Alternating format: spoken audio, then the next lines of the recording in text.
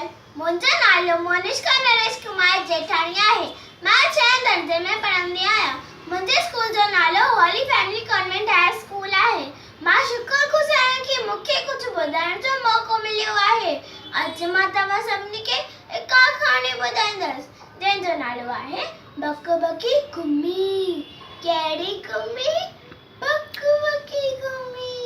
त ॿुधो, हिकु तालाब में हिकु घुमी रहंदी हुई। घुमीअ जी दोस्ती ॿियनि जन पखियुनि सां हूंदी हुई। टई हिक ॿिए जे दुख सुख में कमु ईंदा हुआ। हिकु साल तालाब वारी राज्य में बरसाति न पवण सबबु तालाब जो पाणी धीरे धीरे सुकण लॻो। हालत अहिड़ी अचे थी जो घुमीअ पंहिंजे ॿियनि जन दोस्तनि खां मदद वठण जो वीचार कयो। घुमी हुननि खे ॿुधायो, हिन तालाब जो पाणी कुझु ई ॾींहंनि में सुकी वेंदो।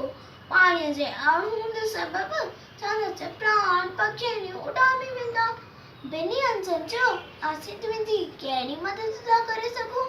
घुमीअ चयो, तव्हांखे त मज़बूत नोड़िया लकड़ीअ जो टुकड़ो ॻोल्हे अचो। लकड़ीअ जा ॿई छेड़ा हिकु हिकु करे पंहिंजे चुंभ में मज़बूतीअ सां पकड़िजो। विच वारे हिसे खे मां वात सां पकड़े लटकी पवंदसि। पोइ तव्हां मूंखे उॾामी करे कहिड़े अहिड़े तालाब में वठी हलो जिते भरपूर पाणी हुजे। हा। घुमीअ जी ॻाल्हि ॿुधी करे ॿई हंस खिलण लॻा। हा हा हा हा हा हा हा हा। हंसनि चयो, असीं तुंहिंजे लाइ अहिड़ो ई बंदोबस्तु कंदासीं। असांखे हिकु ॻाल्हि जो डपु आहे।